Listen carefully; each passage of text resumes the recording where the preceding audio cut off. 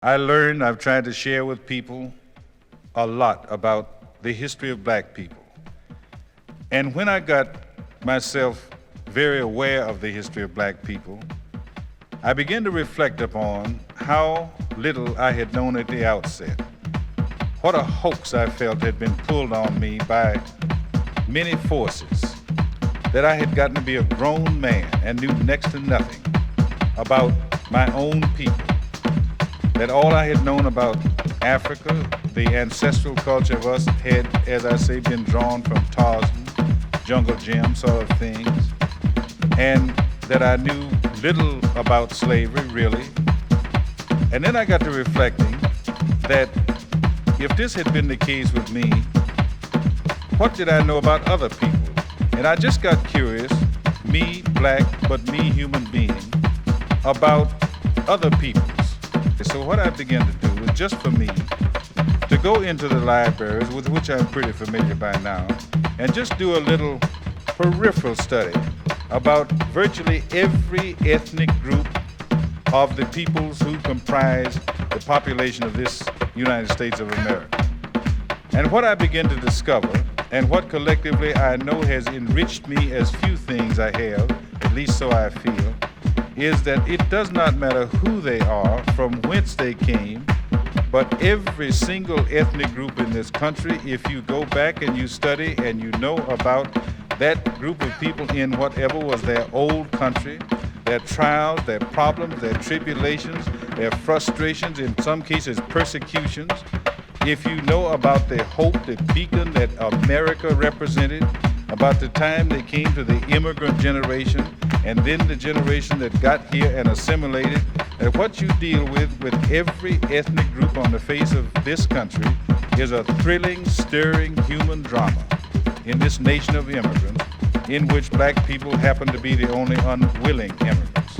None of us ever must forget that blacks were the only ones who came here in chattel slave status and in chains in this nation of immigrants. And then I reflected about how it seems to me that all of us, every one of us, it does not matter who, have a stake in something that I thought to be one of the most stirring, moving, dramatic, heart-rending things I came upon in the study of the culture of Africa for the book Roots. And that was the thing that had to do with how the babies were named.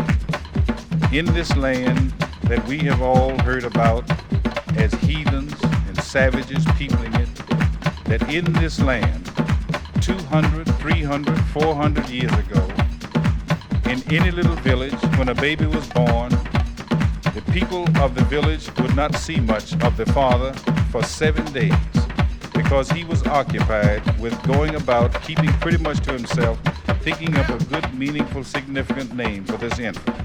And bear in mind, these are these heathens and savages we've heard so much about, and that these babies are the ancestors of we black people here today. On the 8th day, the people of the village would gather at that particular little circular mud wall home with the thatched roof.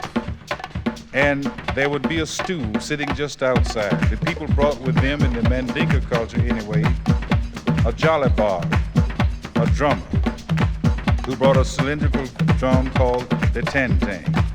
And then they had another man there who's the equivalent of our minister. They called him the alemamo. And the jolly bar would give a roll on his drum, and the people would stand rigidly at attention. A second roll on the drum, and the mother, who had been inside waiting for that signal, now would step out and sit herself on this stoop, holding the little 8-day-old black infant, these heathens and savages. The third roll on the drum, and the alemama would step forth and bless the gathering, because this had happened to everybody there when they were 8 days of age. And then the next roll, the father would come from the bush. He was waiting somewhere just for this signal. And now this father would walk over with every eye on him, his fellow villagers, his neighbors, his tribesmen, and he would walk over to where the mother sat holding this little 8-day-old infant. And the father now would bend, and he would lift up this infant, and he would turn it so that one of its ears was very close to his lips, and into that tiny ear, that father would whisper the name he had selected 3 times. And the thinking of these alleged heathens and savages in doing it this way was that the individual thus named always would be the first to know who he was. Those are the ancestors of us as a people. And it seems to me that the symbolism for us all, having nothing to do with our race, whatever race we may be, but just us people as human beings, it seems to me the potential of us and the symbol for us is contained in the second part of the baby naming ceremony.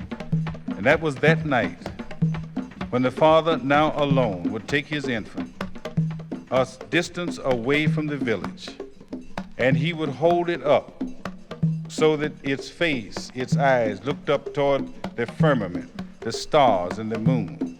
And the father would speak to his infant, again, the symbol for us all and our potentials, the quote, "Behold, the only thing greater than thyself."